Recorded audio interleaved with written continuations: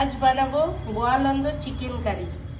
তার জন্য এই হাফ কেজি মতো চিকেন নিয়ে নিয়েছি, পেঁয়াজ, চিংড়ি মাছ বাটা, রসুন থেতো করে, আদা থেতো করে, আর কাঁচা লঙ্কা থেতো করে। এবার এইগুলোকে সব এক এক করে মেশাবো। এই চিকেনের মধ্যে আমি এই রসুন থেতো,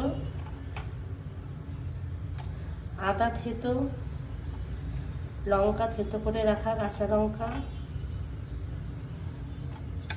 আর এই পেঁয়াজ কুচি, গুঁড়ো,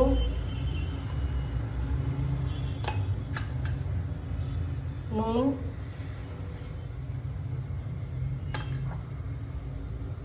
কাশ্মীরি লঙ্কার গুঁড়ো, কালার হওয়ার জন্য, ঝাল হওয়ার জন্য না, ঝালের জন্য কাঁচা লঙ্কা বাটা দিয়ে দিয়েছি, কাশ্মীরি লঙ্কার গুঁড়ো, কিছুটা সরষের তেল মাখবো।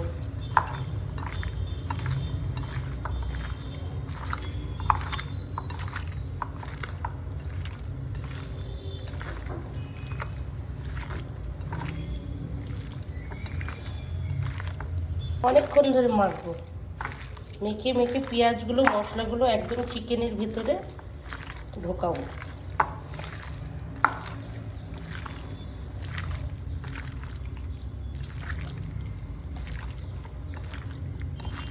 ঠিক আছে, এরপরে এর মধ্যে যে বেটে রেখেছিলাম চিংড়ি মাছটা ওইটা দিয়ে দেবো, ওইটা দিয়ে খুব করে মাখবো,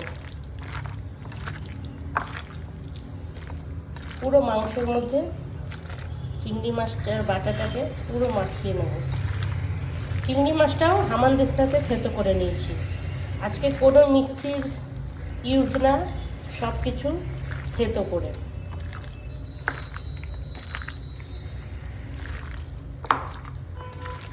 মেখে নিলাম, খুব ভালো করে মাখা হয়ে গেছে। এরপর এটাকে আমি 8 ঘন্টার মতো ঢেকে রেখে দেবো, ম্যারিনেট করে রেখে তারপরে রান্না করব।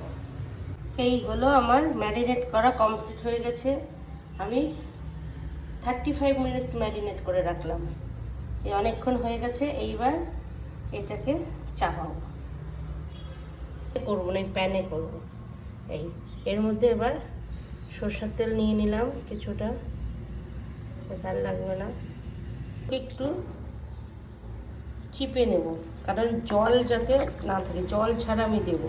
তারপরে পরে এই জলটাকে শুকিয়ে ফুটিয়ে তারপরে লাগাবো। এবার মাংসগুলোকে সব দিয়ে দেবো।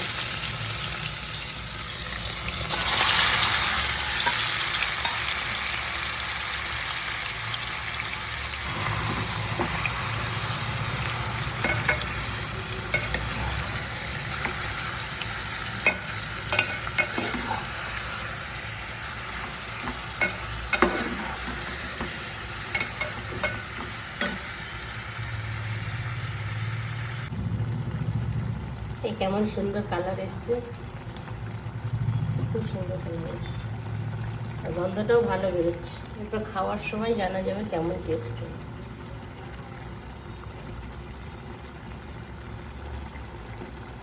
আর এই বাঁচার জলটা, এই জলটা আমি ফোটাতে দিয়েছি, এটা গরম করে তারপরে দেব।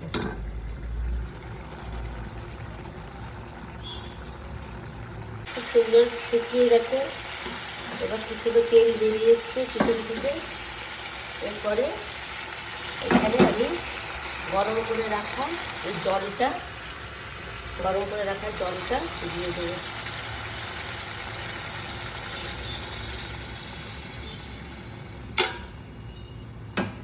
কি সুন্দর কালার এসছে, গন্ধটাও খুব সুন্দর বেরিয়েছে। একটু উপর দিয়ে গরম মশলা আর একটু দুটো লঙ্কা ছড়িয়ে সিম করে রেখেছি। এরপরে এটা ডাইরেক্ট গ্যাসে করব না, এবার দেখো কি করে করি। নামিয়ে নিলাম, এবার এটা যে একটু গরম হবে, গরম হওয়ার পর এটাকে ছড়িয়ে দিলাম। এই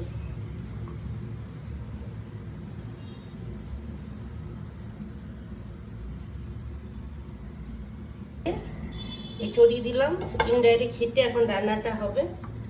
এই চড়িয়ে দিয়ে এবার ঢাকা দিয়ে রেখে দেবো।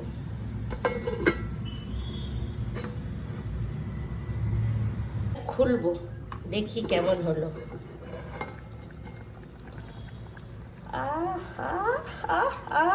এক্সিলেন্ট, কি কালার, বাহ দারুণ হয়েছে। নাড়াবো না, কালারটা তাহলে নষ্ট হয়ে যাবে।